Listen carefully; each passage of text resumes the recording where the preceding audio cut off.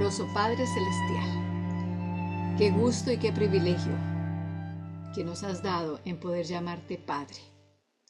Y te pedimos, Señor, que como hijos dependamos de ti, confiemos en ti, no llevemos ansiedades que no debemos llevar si en realidad creemos que tú eres nuestro Padre. Gracias por habernos traído esta tarde aquí a este estudio. Gracias por tu palabra que tiene el mismo poder y potencia que ha tenido desde el principio.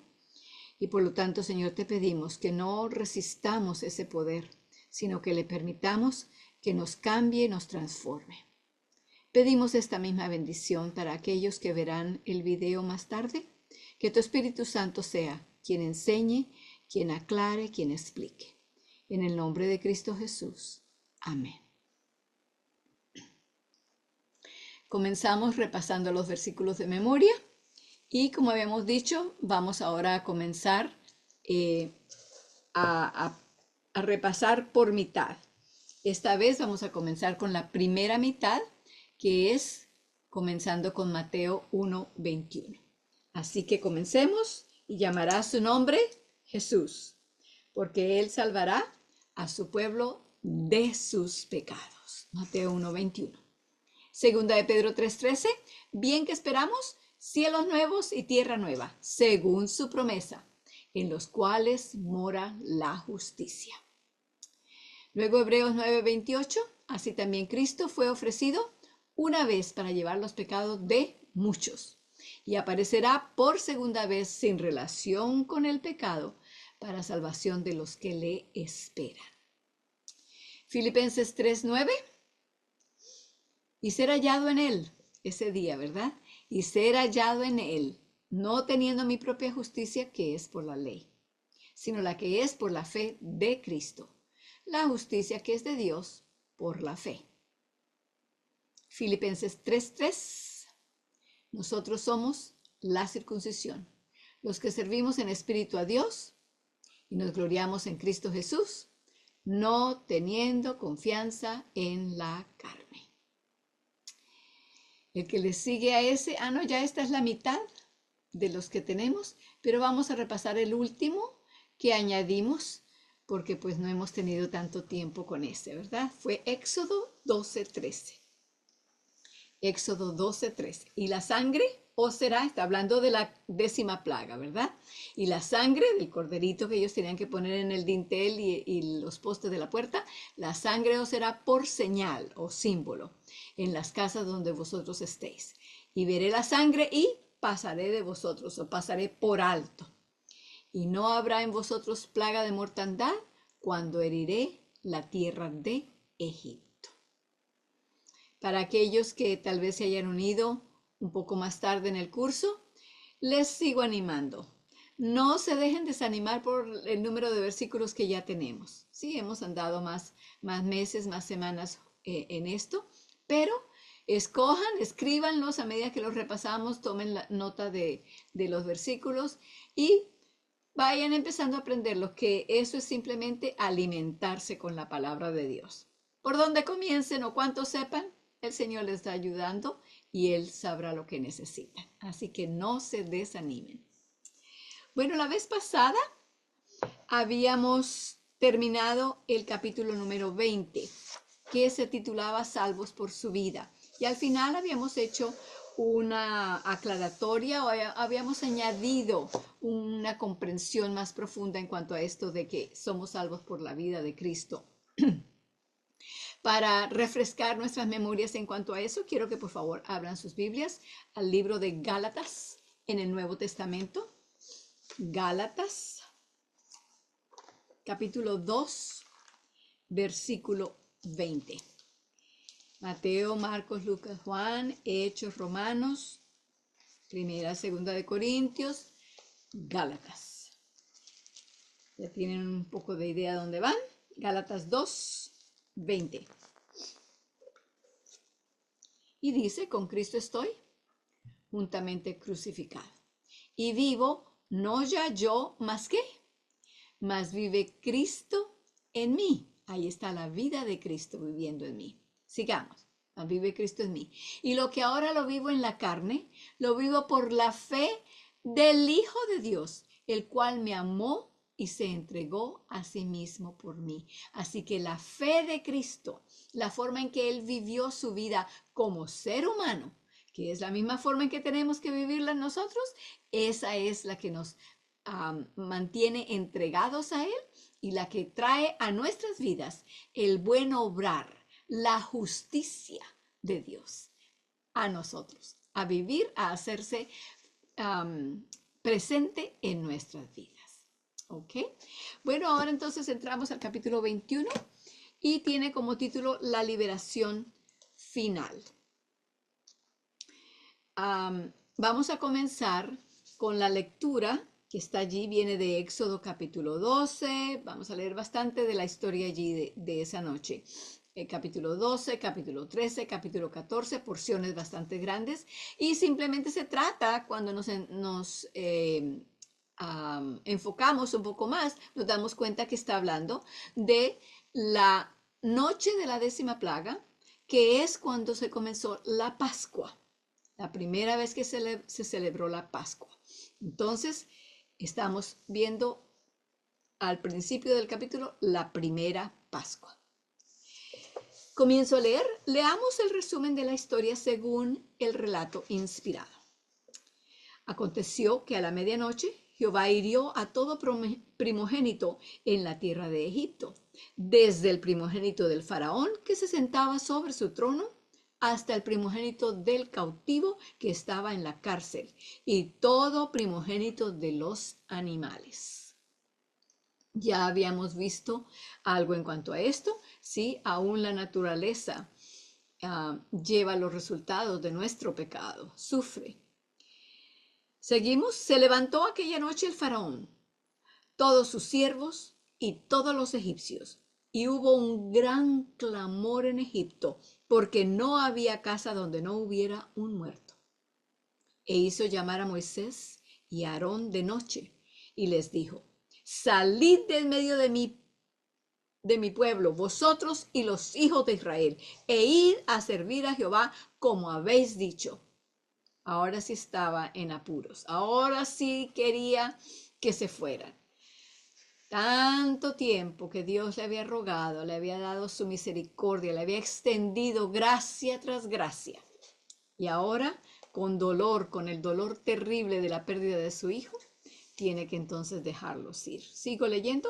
Tomad también vuestras ovejas y vuestras vacas, como habéis dicho, e idos, y bendecidme también a mí.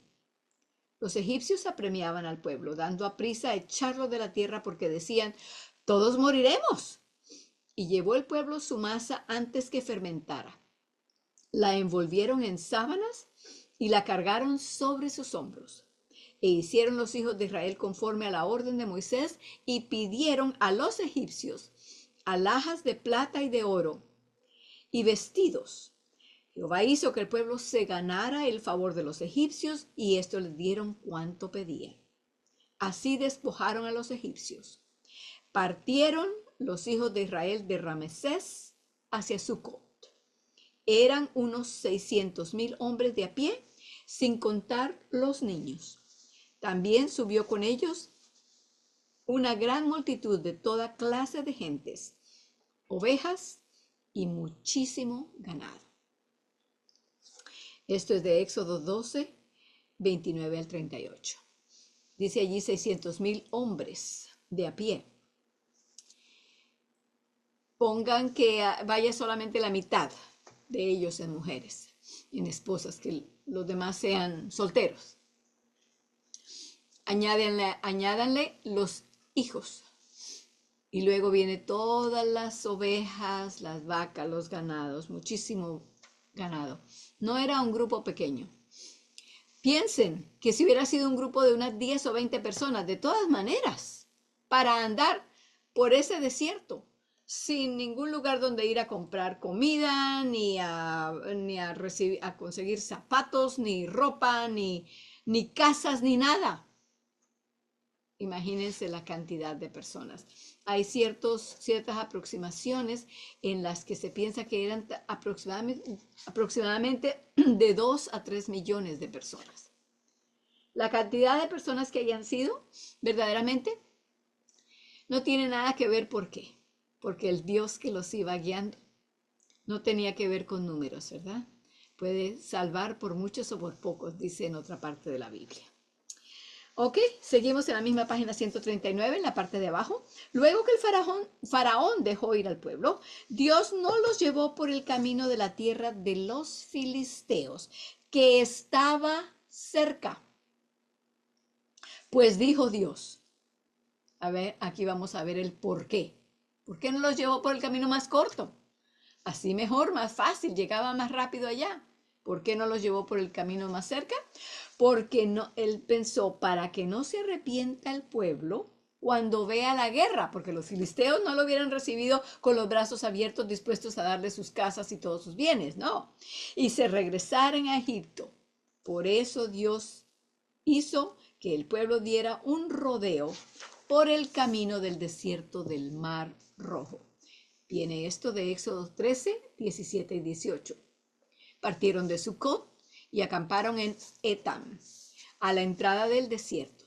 Jehová iba delante de ellos, de día en una columna de nube para guiarlos por el camino, y de noche en una columna de fuego para alumbrarlos, a fin de que anduvieran de día y de noche. Nunca se apartó del pueblo la columna de nube durante el día, ni la columna de fuego durante la noche. Versículos 20 al 22. El siguiente párrafo es entonces lectura de los versículos 10 al 14 del capítulo de Éxodo 14. Habló Jehová a Moisés y le dijo: Di a los hijos de Israel que regresen y acampen delante de Pi Ahirot, entre Migdol y el mar, enfrente de Baal Zephón. Acamparéis frente a este lugar junto al mar. Y el faraón dirá de los hijos de Israel: encerrados están en la tierra, el desierto los ha encerrado. Yo endureceré el corazón del faraón para que los siga.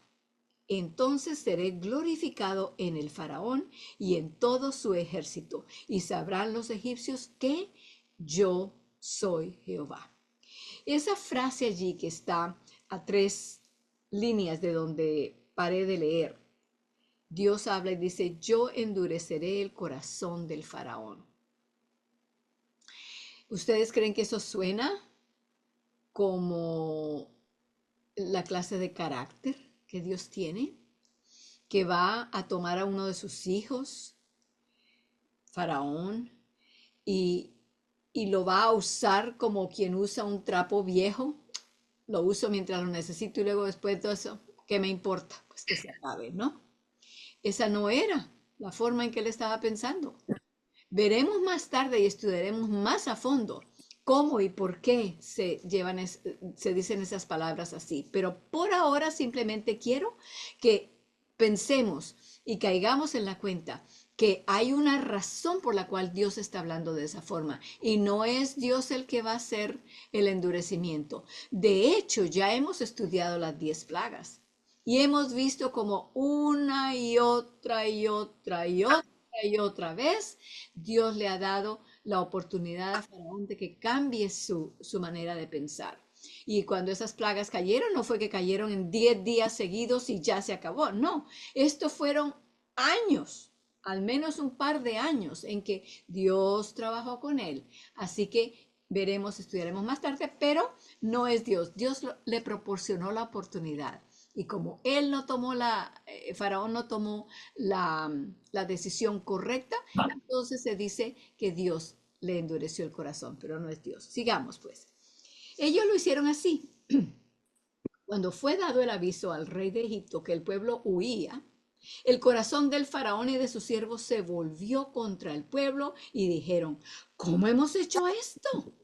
¿Hemos dejado ir a Israel para que no nos sirva? Unció entonces su carro y tomó consigo a su ejército. Tomó 600 carros escogidos y todos los carros de Egipto junto con sus capitanes. endureció Jehová el corazón del faraón, rey de Egipto, el cual siguió a los hijos de Israel. Pero los hijos de Israel habían salido con mano poderosa. Confiadamente es otra traducción también. Los egipcios los siguieron con toda la caballería y los carros del faraón, su gente de a caballo y todo su ejército. Los alcanzaron donde estaban acampados junto al mar. Éxodo 14, 1 al 9. Seguimos leyendo de Éxodo 14 todavía. Cuando el faraón se hubo acercado, los hijos de Israel alzaron sus ojos y vieron que los egipcios venían tras ellos. Por lo que los hijos de Israel clamaron a Jehová llenos de temor y dijeron a Moisés: ¿no había sepulcros en Egipto que nos has sacado para que muramos en el desierto? ¿Por qué nos has hecho esto? ¿Por qué nos has sacado de Egipto? Ya te lo decíamos cuando estábamos en Egipto: déjanos servir a los egipcios, porque mejor nos es servir a los egipcios que morir en el desierto. Moisés respondió al pueblo: no temáis, estad firmes y ved la salvación que Jehová os dará hoy, porque los egipcios que hoy veis, no los veréis, no los volveréis a ver nunca más. Jehová peleará por vosotros y vosotros estaréis tranquilos. Esto fue de versículos 10 al 14 del capítulo 14 de Éxodo. Estamos poniendo atención allí a la forma en que Dios trajo la liberación al pueblo de Israel para sacarlo de Egipto. Estamos viendo cada paso y estamos viendo también allí cómo se están marcando ciertas pautas. Mientras leemos estas cosas, es bueno que nos concentremos, sí, tengamos una imagen de lo que está sucediendo, cómo están sucediendo las cosas, cómo se están desarrollando, qué está haciendo Dios, cómo está preparando, etcétera. Pero también pongamos esto como lección aplicada a nuestras vidas. ¿En qué formas estamos nosotros actuando como los israelitas? ¿En qué forma estamos nosotros actuando como los egipcios? Oportunidad tras oportunidad, tras oportunidad, y más, y más, y más. Y entre más oportunidad hay, más resistencia contra Dios.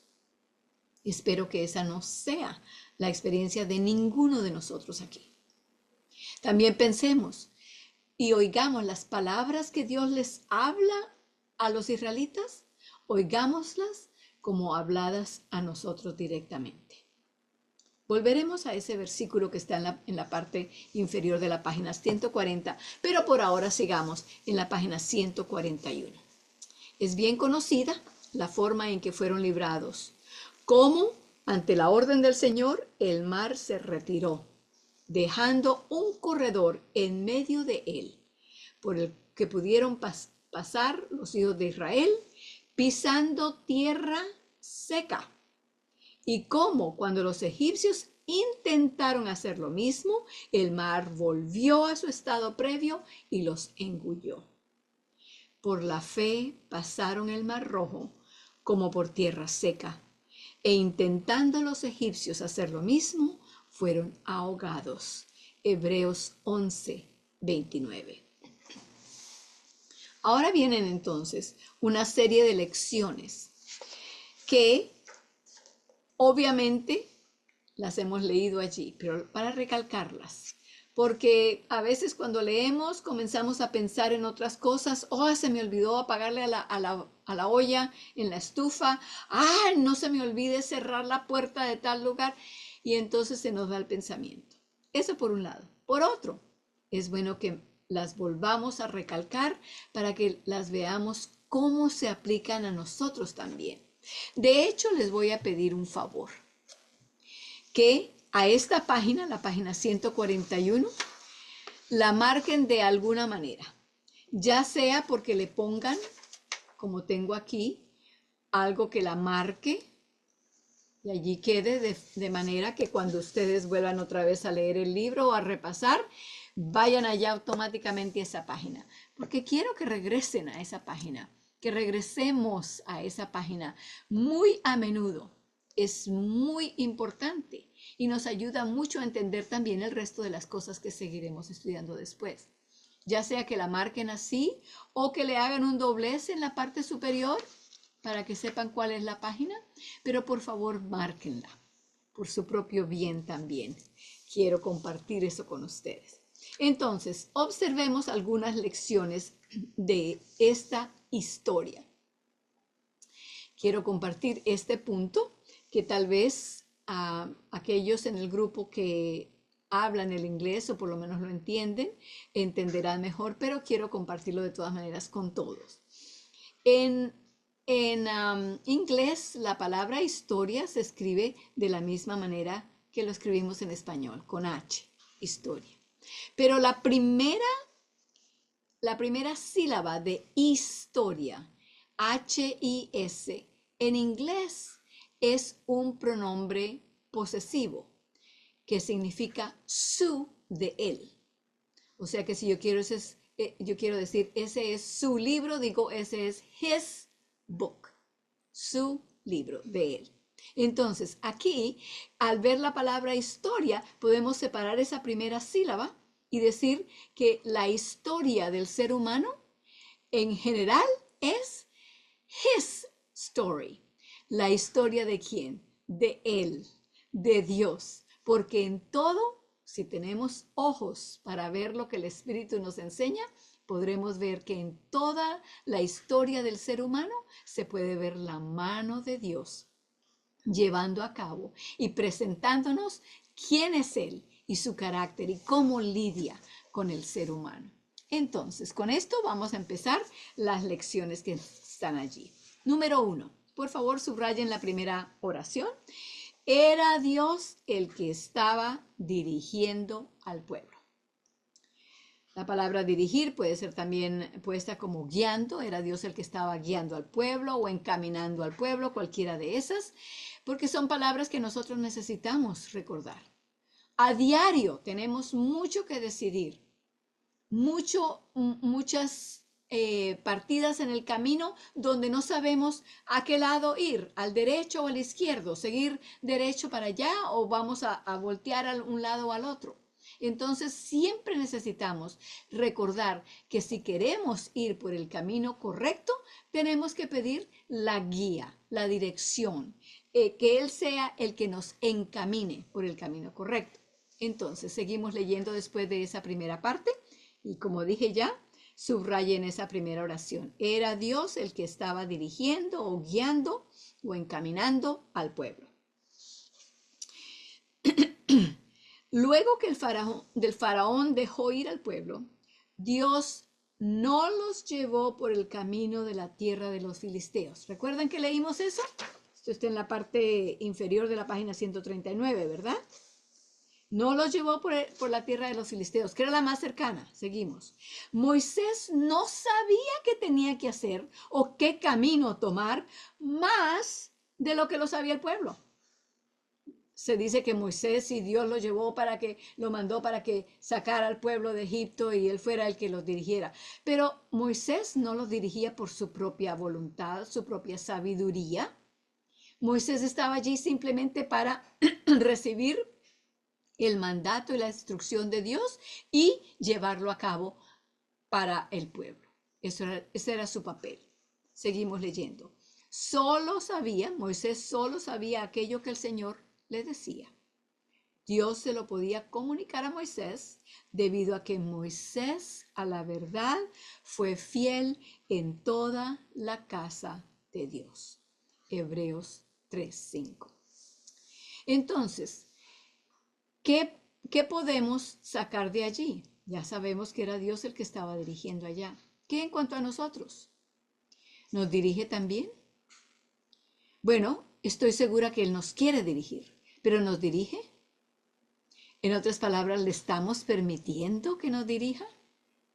Veamos un par de versículos que se encuentran en el libro de los Salmos. Salmos 27:11. Y algunos de ellos son promesas, otros de ellos serán maneras en que debemos razonar y elegir el punto que estamos pensando y que se está sacando allí del pueblo de Israel. Entonces, Salmo 27, versículo 11. Salmo 27, 11. Dice, enséñame, oh Jehová, tu camino, y guíame por senda de rectitud a causa de mis enemigos. La última parte allí tal vez no se aplique a nosotros, no tengamos ningún enemigo que nos esté persiguiendo o que quiera hacernos mal, pero siempre tenemos uno, ¿verdad?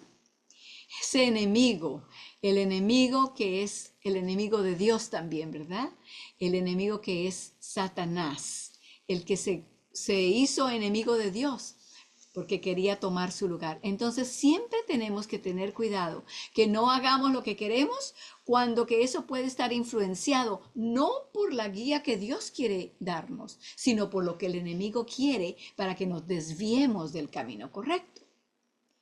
Esas palabras nos ayudarán. Y por favor, y se las doy así para que abran sus Biblias ustedes mismos, para que las subrayen o las marquen de cualquier forma, de manera que cuando las necesiten o quieran compartirla con sus hijos, con sus vecinos, con sus amigos, puedan encontrar allí esas palabras otra vez. Las vuelvo a leer.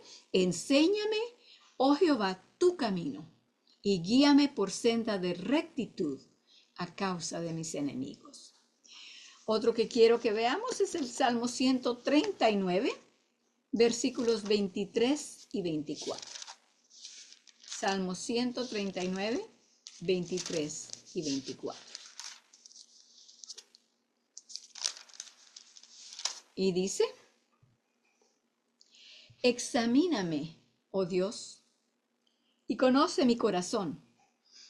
Pruébame y reconoce mis pensamientos. Y ve si hay en mí camino de perversidad, y guíame en el camino eterno. Aquí se nos sugiere, la palabra de Dios nos invita a que le pidamos a Dios que examine nuestro mapa, por así decirlo, y que si estamos andando o por dar un paso en un camino que es incorrecto, que nos guíe. Le estamos dando permiso al Señor de que nos diga, por allí no, es para este lado. Entonces así estaremos seguros de que el camino que estamos tomando no es lo que nosotros queremos, no es nuestra voluntad, sino estamos buscando la voluntad de Dios. Él sabe mejor que todos, ¿verdad? Entonces regresemos al libro ahora, la segunda lección de los párrafos que leímos de Éxodo. Dice, cuando el pueblo murmuró, lo hizo contra Dios, no contra Moisés. Claro que también murmuraron contra Moisés, pero Moisés no estaba sino en representación de Dios y de la voluntad de Dios. Así que vuelvo a repetir allí, por favor, subrayen esa primera parte. Cuando el pueblo murmuró, lo hizo contra Dios, no contra Moisés. Cuando dijeron a Moisés, ¿por qué nos has hecho esto? ¿Por qué nos has sacado de Egipto? Realmente estaban negando la intervención divina en el asunto, a pesar de que sabían bien que era Dios quien les había enviado.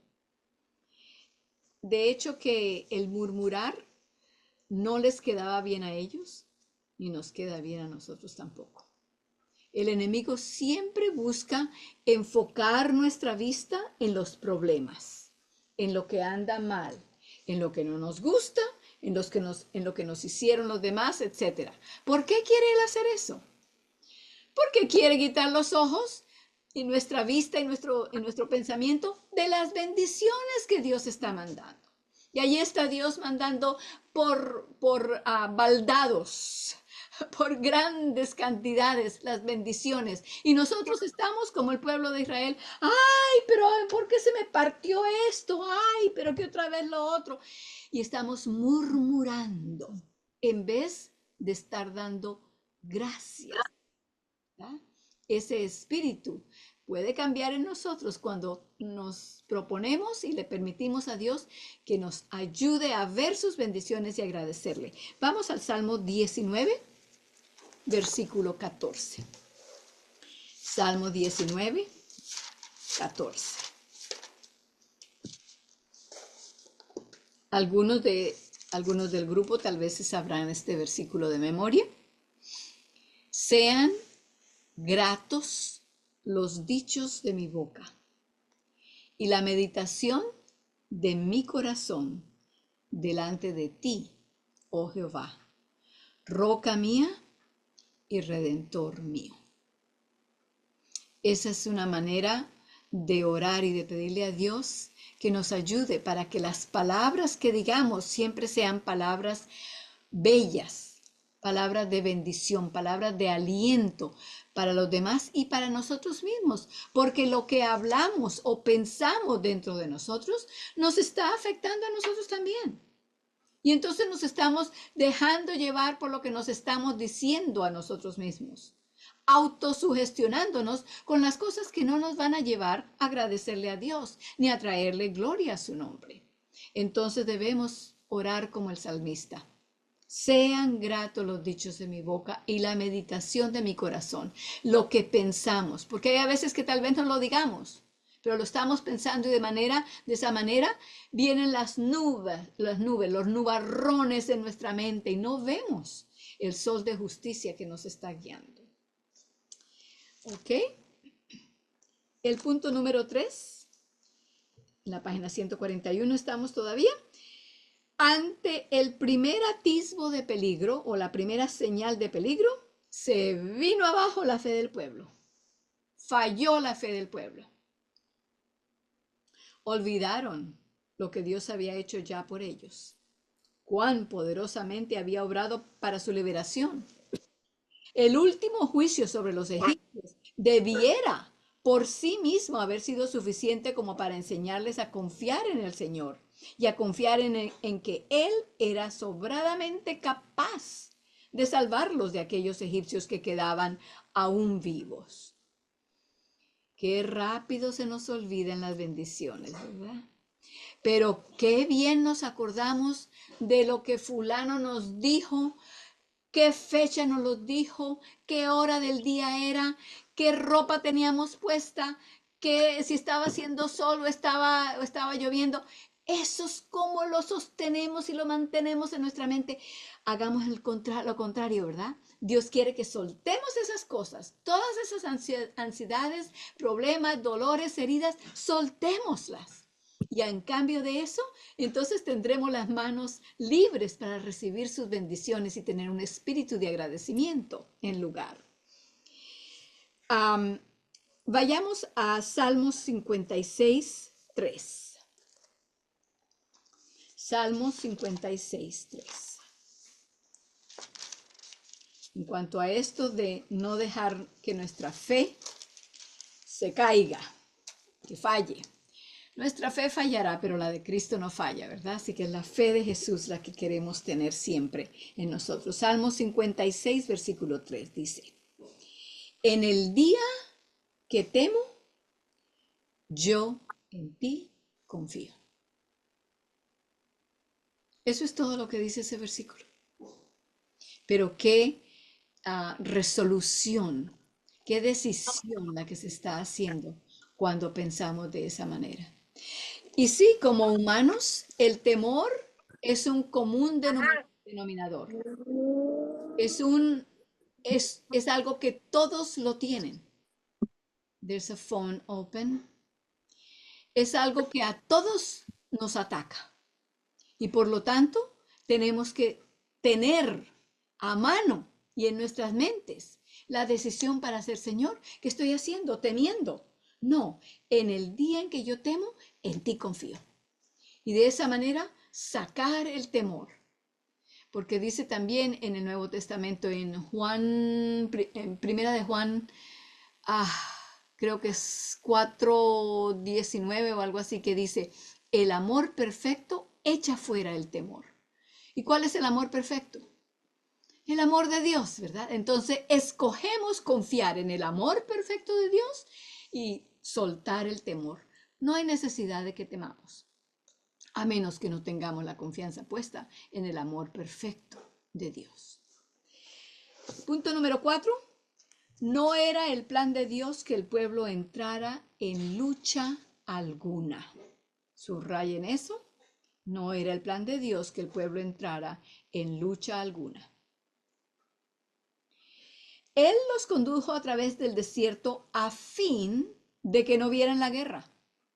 No obstante, sabía que yendo por ese camino, los egipcios los perseguirían.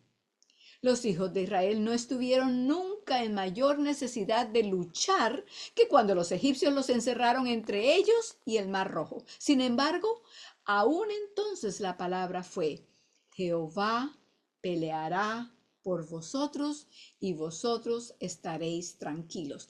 Vamos allá a Éxodo 14:14.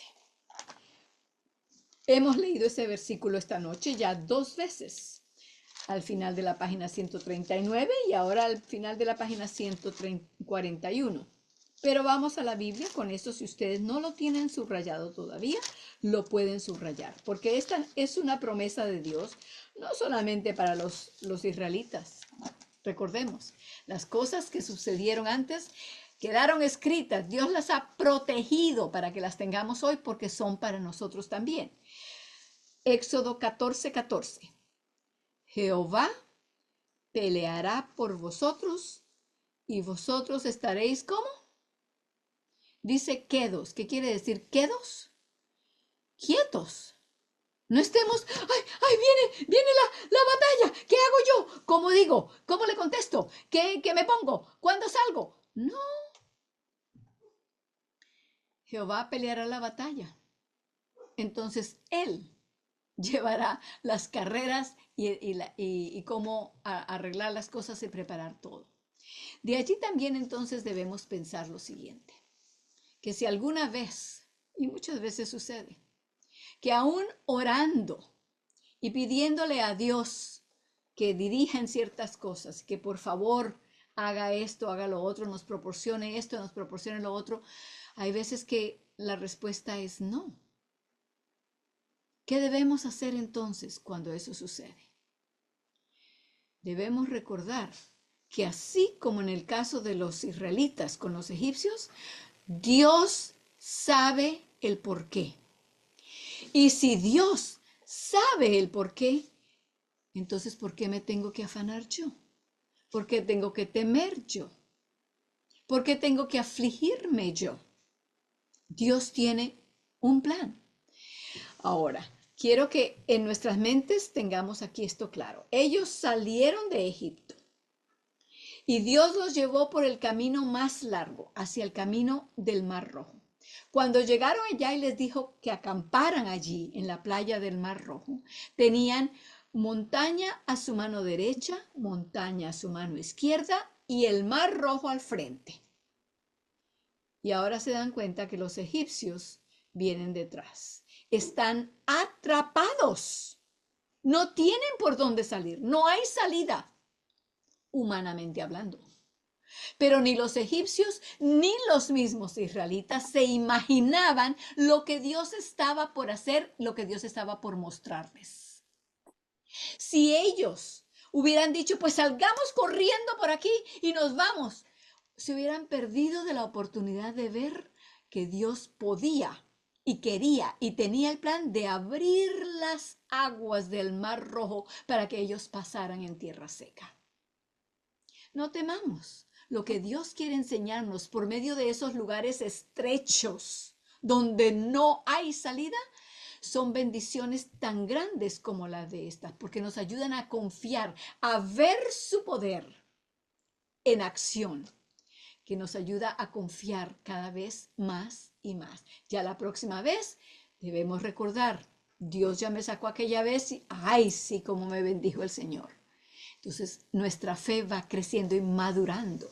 Seguimos leyendo allí en la página 141. Dice, se podría aducir que la razón por la cual Dios no quiso que pelearan es porque por entonces no estaban preparados para la batalla. Puede haber sido eso, ¿verdad? Y es cierto.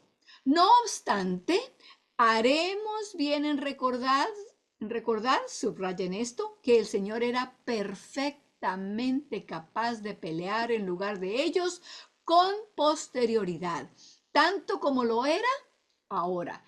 Y, sigan subrayando, que en otras ocasiones los libró sin una sola acción bélica por parte del pueblo, aunque ya tenían una armada, tenían soldados, estaban organizados. ¿Cuántas batallas no ganó el Señor? ¿Cuántas batallas no les dio la victoria enseguida sin que ellos hubieran levantado ni una lanza, ni hubieran tirado ni una flecha? Permitamos que el Señor gane la batalla, ¿verdad? ¿Le creemos que Él puede? ¿O estamos dudando y por eso creemos que tenemos que actuar nosotros porque tenemos que ayudar a Dios? Dios no necesita de nuestra ayuda, necesita de nuestra confianza, de que le permitamos que Él nos guíe, porque Él es el único que sabe el camino al cielo, ¿verdad? Terminemos ese párrafo. Cuando consideramos las circunstancias de su liberación de Egipto, cómo fue efectuada con la intervención directa del poder de Dios, sin participación del poder humano alguno, excepto seguir y obedecer la voz del Señor, comprendemos que no era la voluntad de Dios que se entregaran a acción bélica alguna en su propia defensa. Punto número 5. Subrayen las dos primeras líneas. Debemos asimismo aprender que el camino más corto y aparentemente más fácil no siempre es el mejor camino. La ruta más directa atravesaba la tierra de los filisteos, pero no era la mejor para los israelitas. El hecho de que lleguemos a situaciones difíciles en la que no vislumbramos un camino de salida no es evidencia de que Dios no nos ha estado conduciendo. Dios los llevó a los hijos de Israel a aquella apretura en el desierto entre los montes y el mar, tan seguramente como los sacó de Egipto. Subrayen las próximas 4. Sabía que no podían valerse por ellos mismos en aquella trampa y los llevó deliberadamente allí a fin de que pudieran ver como nunca antes que Dios mismo estaba a cargo de su seguridad y que Él era capaz de realizar la tarea que se había asignado. Aquella dificultad tenía como objetivo que aprendieran a confiar en Dios. Abran en sus Biblias a Isaías 55. Está después de Salmos, no enseguida, pero cercano allá después de Salmos. Es un libro grande, así que lo encontrarán fácilmente. Isaías 55, versículos 8 y 9.